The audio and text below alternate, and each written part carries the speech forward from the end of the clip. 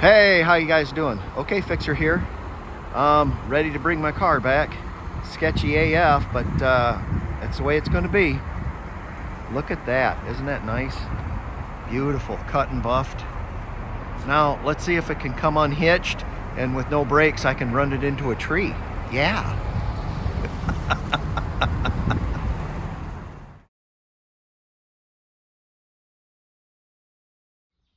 Welcome back. And we have the Volkswagen finally in the garage again.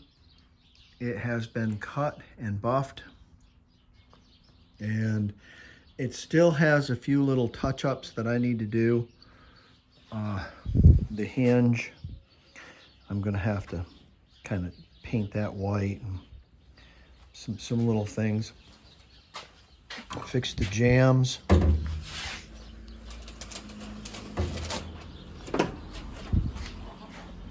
So they're nice and clean. Repainted these so they're a little bit cleaner. Looks pretty good. It does have a few flaws in it. Yeah, let's see here. There's some stuff here, some stuff there, like some pits and some small little things, small little, you know, but hey, come on. Like there. All in all though, boy, it really looks nice. Really looks nice. Really looks nice. Okay. Let's stop patting ourselves on the back. Get to the task at hand. And the task at hand is going to be getting the hitch off, emptying the car. I'm going to have to jack it up and then tip it over onto the blocks and tear up this whole side of the car. And I'll have maybe the garage door fall down on it. Okay. We're gonna I'm taking the chassis out from underneath the body, and then I need to take the body and kind of put it over here out of the way, and then I'll put the truck in the backyard in the back garage, and I'll keep my chassis here, and I'll be able to move my chassis in and out. So okay, let's get after this.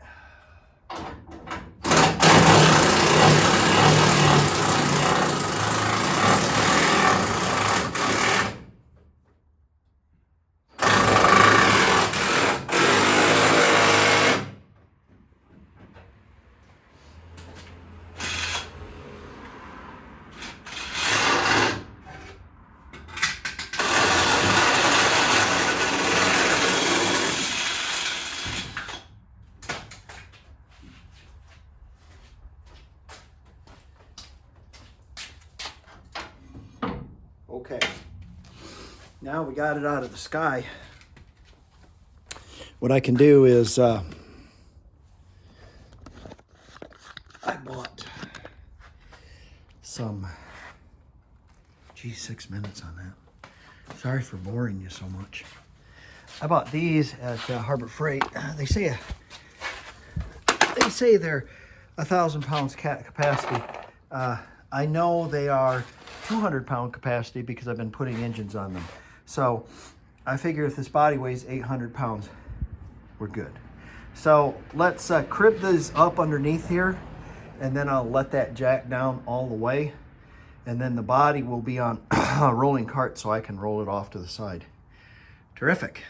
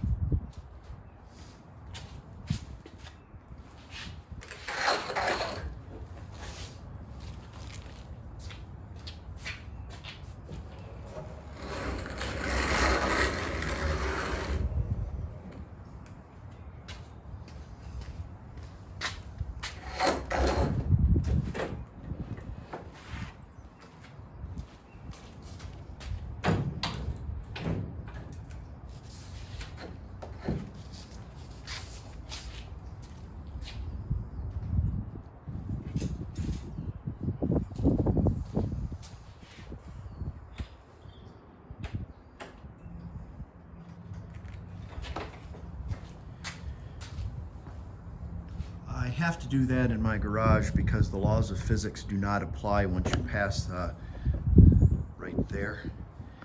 All bets off, thermodynamics, physics, everything's, yeah.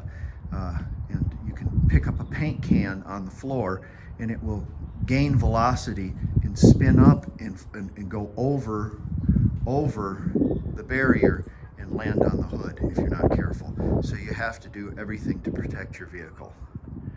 Okay, let's get that inside here. While I'm doing it, I should rub along the side of it and smack the fender or something. Here we have our chassis inside. We have our body covered and protected. Great, now we can start working. All right. If you do this, first thing, if you do this, let me tell you, don't get dejected, don't be dissuaded, every day you have to, and you can't skip a day. If it's gonna be a year, 365 days, you have to come out and twist a nut. Even if you just, okay, then go back inside, fine. If you're sick, do a little thinking, consider that as part of the work. But every day you have to do something.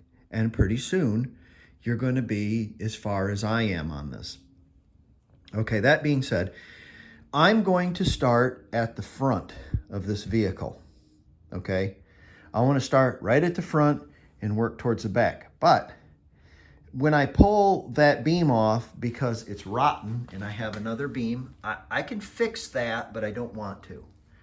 I can fix that, but if I sell this car, which I will, I don't want to give somebody a rotten beam. I want them to look underneath it. Oh, the beam's nice. I've got beams, not a problem. But if I'm going to take the beam off, that means tie rod ends, ball joints, all that stuff has to come off. Brakes have to come off. Okay, the brake lines. All right. Can't put a new brake line on it because it goes along the floor pan. The floor pan hasn't been welded in place yet. So what we have to do is we have to start at the floor pan and weld the floor pan in place. But I can't weld the floor pan in place until I fix the rot in the reverse Napoleon hat, or the Napoleon hat, or whatever you call that. Yeah, that's Napoleon hat, what you guys call it. So I have some rot there I need to fix. And I'm telling you, the only thing good that ever came out of the Indian casinos is these flyers they give you, because they're made out of some heavy paper, and you can make patterns out of them. So I have a piece of steel and I have some tin snips, and we're gonna make some patterns for these pieces. I need one on the bottom, I need one on the top, welded in place, and that way when I put the nuts up or the bolts up through there, it sandwiches it really good. We'll seal that up with some sealant, and but we will weld those pieces on, and they'll be a little bit noticeable when you look underneath it, but it'll be metal. So, and it will be strong. Mainly what I'm looking for is strength. So, let's get after it. All right.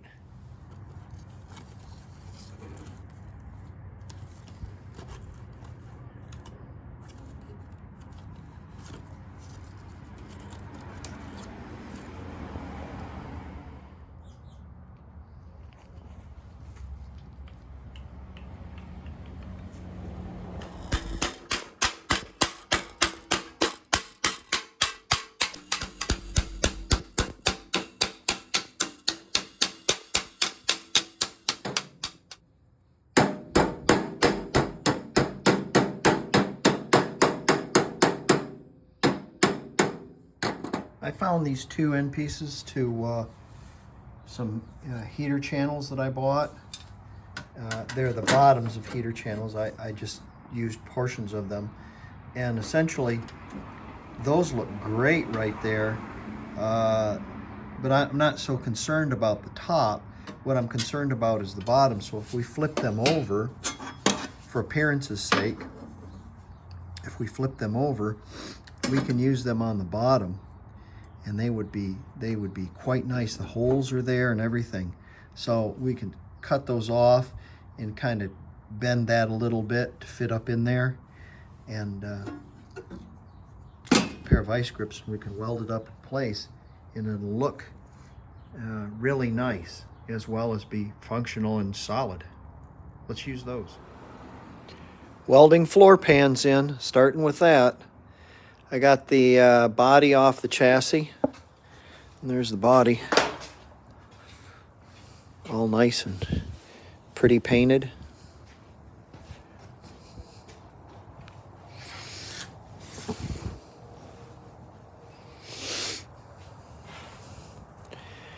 Got to start with the floor pans first. Welding is such a thankless job. I've got half of it done. Don't be hating on me because I'm just working with one of those little Lincoln weld packs. I don't have a bottle on it, so my welds are real boogery. When I take the beam off the front, I'll be able to jack it up, and then I can stitch the ones at the front so much easier, because I'll be looking right at it and I'll be able to nail them really easy. I got about 60 welds around this. Nice and penetrating welds. They're not the best, they're not the most beautiful, but they're nice and penetrating, and they ought to hold that on there quite well. Remember, this was just spot welded to begin with, so what I've done here is probably better than it was from, well, I can't say that. So, but that ought to work just fine. Now I got to get to the other side. I got to continue. I'm just a concentration camp worker, and I must fill my quota for today in order to keep on point. So we have to repair that top and bottom, and then also weld that floor pan. So, but I know what I did over here, so I can, I'll know exactly where to cut, how to cut, and how to go about doing it. Okay, let's get busy.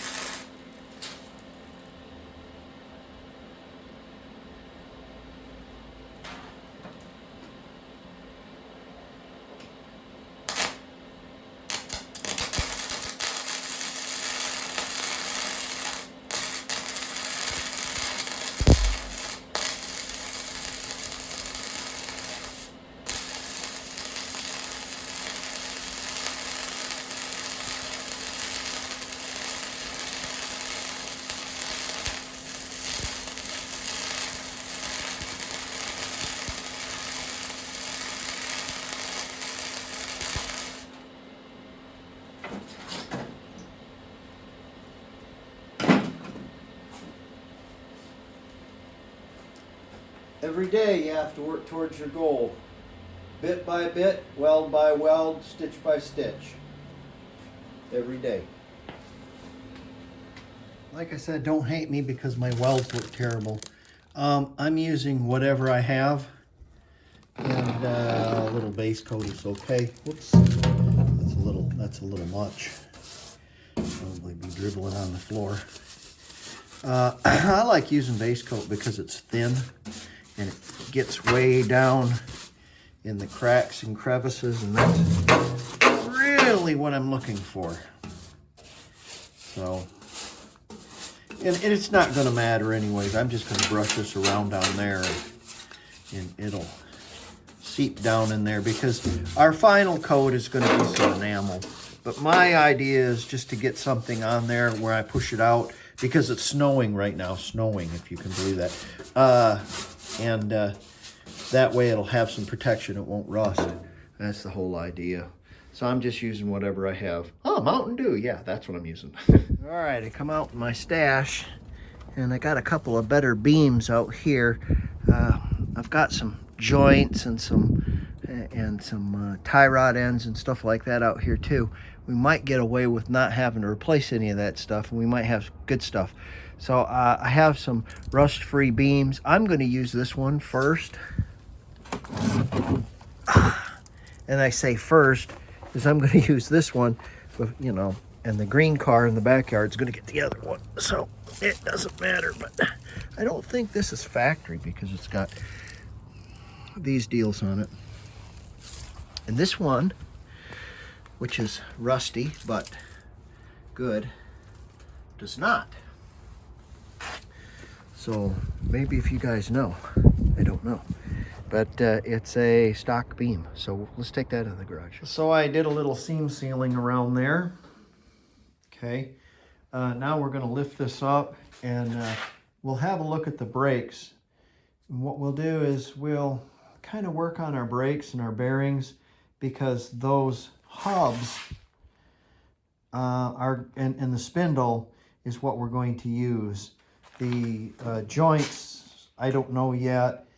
And the idea is I got to pull this thing in and out and in and out and in and out. So I have to have a rolling chassis. So I'll probably work on brakes today. And yeah, so let's get these wheels off and have a look at these brakes. Well, we're going to have a look at these brakes. I know you're not going to believe this, but brakes are real important. In fact, the ability to stop is the most important human trait. Think about it. Let's have a look at the fossil evidence. Now, this car was able to take a bleeding. Not a beating, but a bleeding. I bled the brakes on this car and closed off. I'll show you a little bit later. I put a little piece at the end of that. At the end of that,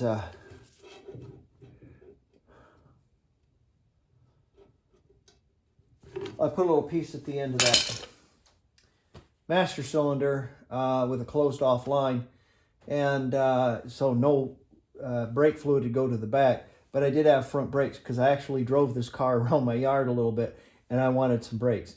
Let me try to knock that off really quick. Yeah, it's got some grease in it, but not a lot.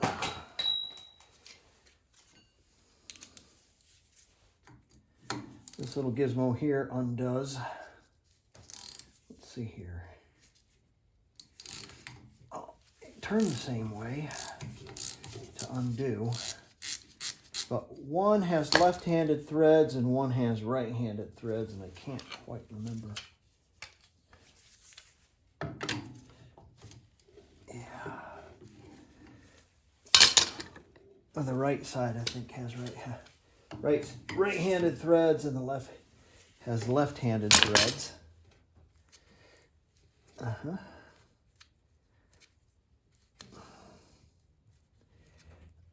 Oh, I got some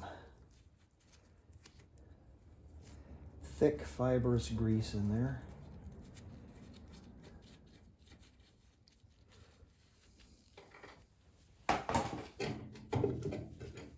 Well, let's have a look at this first bearing. Now, before you go and do brakes on a car, don't just go out and buy this J-Bugs brake kit and spend all this money and stuff, because it's highly probable you ain't going to need any of it. Okay, from what I see there, I have a greased bearing that doesn't look too bad. I have a hub that came off.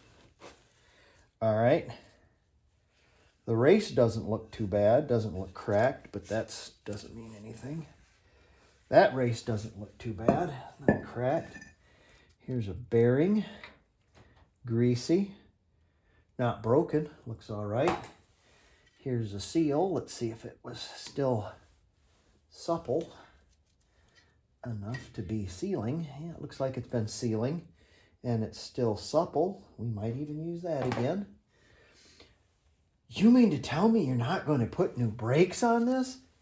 No, man, not if they're still good. These are a little bit on the shady side, though. You'd probably put new shoes on. This had a newish master cylinder on it, and it had been parked for about 6 or 8 years, probably 8. So, yeah, those are a little thin. We'll have to find some other brake pads or brake shoes and find some other ones too. The big spring goes to the rear. So, but you can see that in the... Well, let's have a look at what our wheel cylinder looks like. Well, it's not completely corroded. There's no brake fluid spewing out of it. So, we'll take that off and have a look at it too.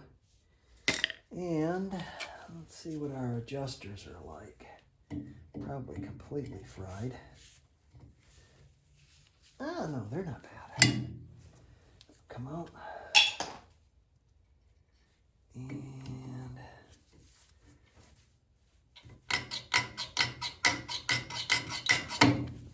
that one will come out of there too. All right, let's take all this stuff out and get it on the bench and we'll have a look at it. All right, as you remember, in the tale of two beams, one beam came with a set of hubs. So let's have a look at these.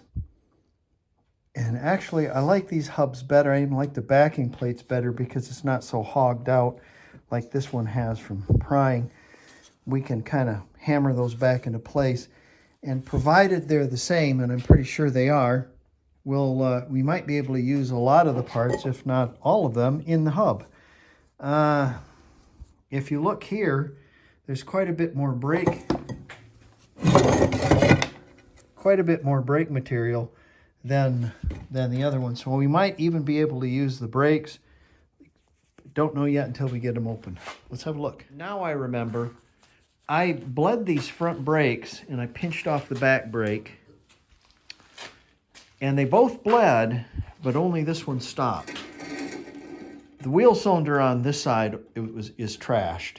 This side might have just one working. Anyways, I ordered new wheel cylinders for all 4 and seals. It really needed to be done anyways, yeah. I'm trying to use old wheel cylinders, yeah. But the brakes, they have got a lot of material left on them. So I'm going to use these backing plates, these hubs, or these, yeah, the drums. The bearings look good. I just got to clean everything up. But what I think I'm going to do is I think I'm going to just build that beam, focus, that beam right there with the best of my ball joints that I have, that I've looked over. I've taken them apart, cleaned them, greased them, and put grease zerks in them and rubber boots on them. So I have to look at them and see which ones are which. But if I can just build it like that, then I can have this outside and I don't have to worry about that because my wheel cylinders aren't going to be here for like 3 days.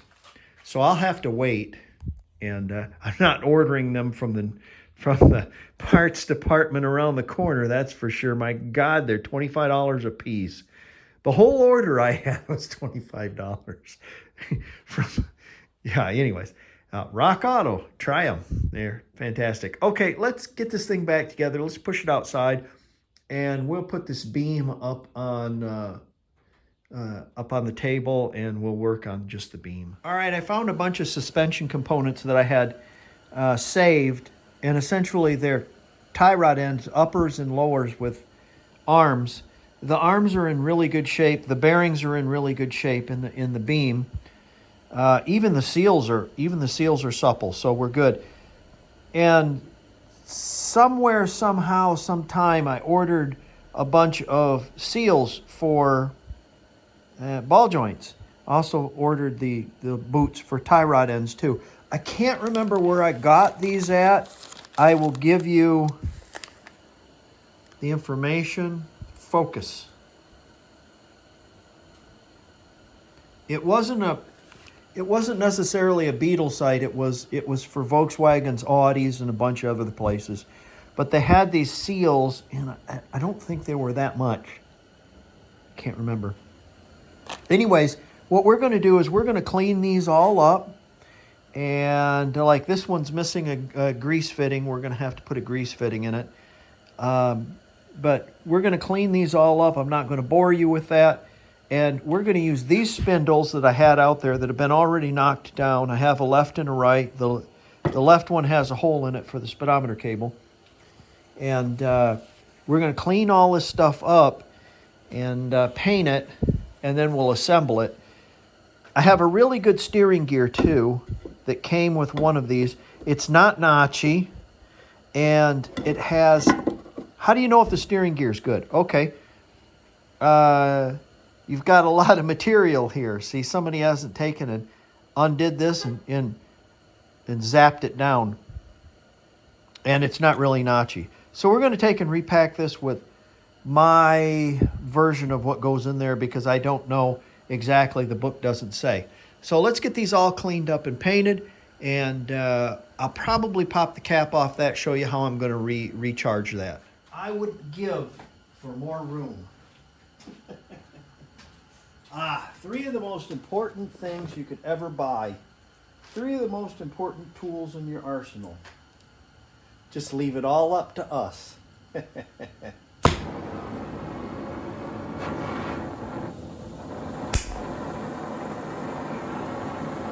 ball joint separator. Big hammer. And an acetylene hacksaw. You got those three things, you're on top of the world. This is where you find out whether or not your ball joints have been replaced with those cheap ones with the nylon inserts in them that when you heat up and they come boiling out, your bearing comes boiling out of the bottom of it. This is when you find out. Those $3 ball joints you find on Rock Auto, they've got nylon bushings in them.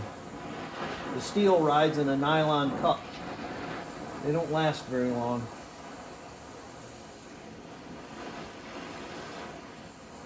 Got to get this eccentric off. I'll show you how this eccentric works, and I'll show you the mark on it.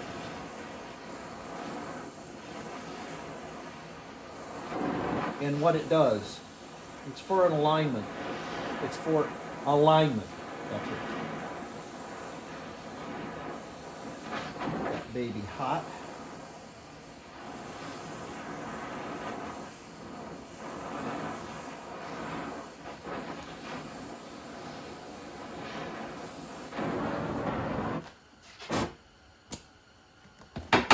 The big hammer. Bing! Let me go cool this daddy-o off because it is piping hot. Here, let me bite on it with my teeth. Oof.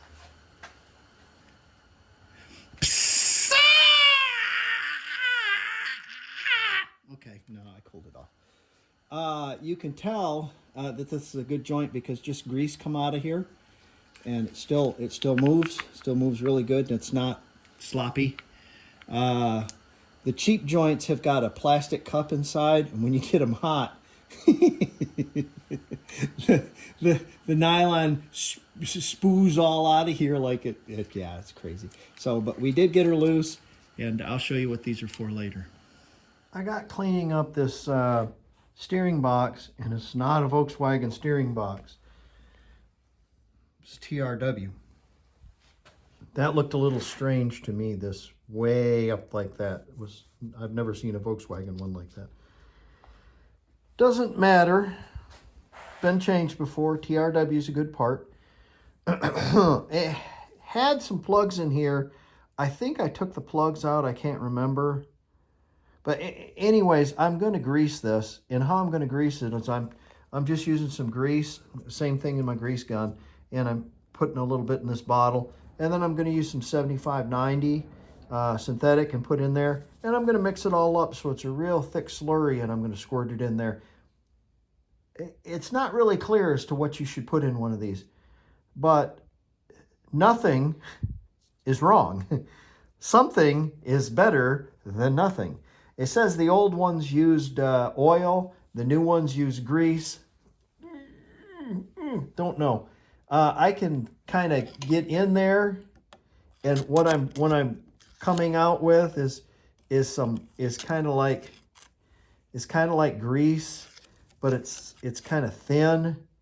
And so yeah, I'm gonna put some of this in there and see what happens. It should be fine, right? There's the consistency of it. Pretty thick. Here, try the wine. Try that here.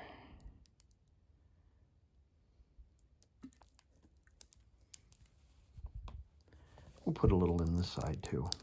See what happens. Is that enough?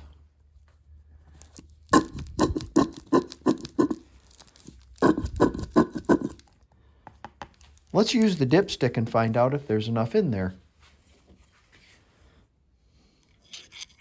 Yup, there's enough. All right, I'm going to cap these two holes with some urethane, and that way, because I don't have any kind of plug. Urethane.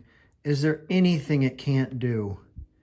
As a glass installer, I can attest that no, there isn't anything better than urethane. Look at that nice little plug I just made. Isn't that beautiful?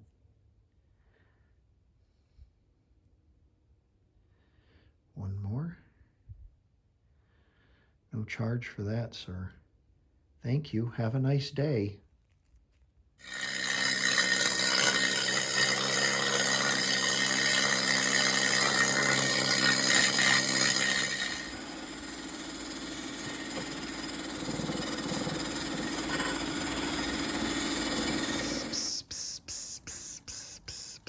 What I'm doing to each one of these joints, I'm drilling a hole in it. You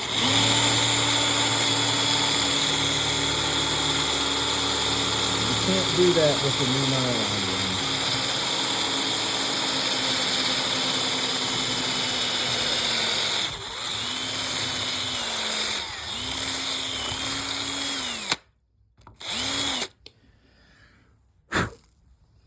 one. Okay. Then I'm using a tap specifically for, it's a little pipe tap for grease fittings. And I'm going to tap that.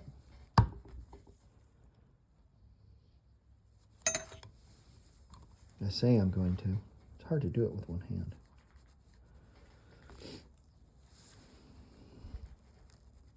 You're not going to get much. You're not going to get many threads. You're going to get like, because it's just a piece of like a tin covering it. It's not very thick.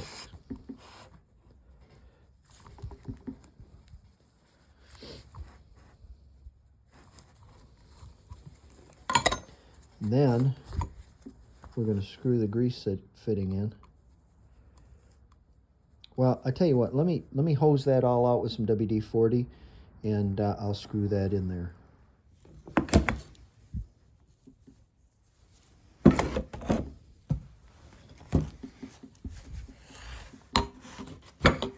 And now you have a greasable ball joint. Oh, there it is. Yay! Now, what we're going to do is we're going to find those boots, and we're going to put those boots on there, and then they have a little spring-like, I'll show you in a minute. The boot goes on, and then there's a little spring keeper that goes around the lip here, and it hooks on that lip right there. So let's do all 4 of these, and we'll grease them, and I'll show you what they look like. You'll never get this clip around there. Never. I've tried for an hour, you can't do it. It's impossible.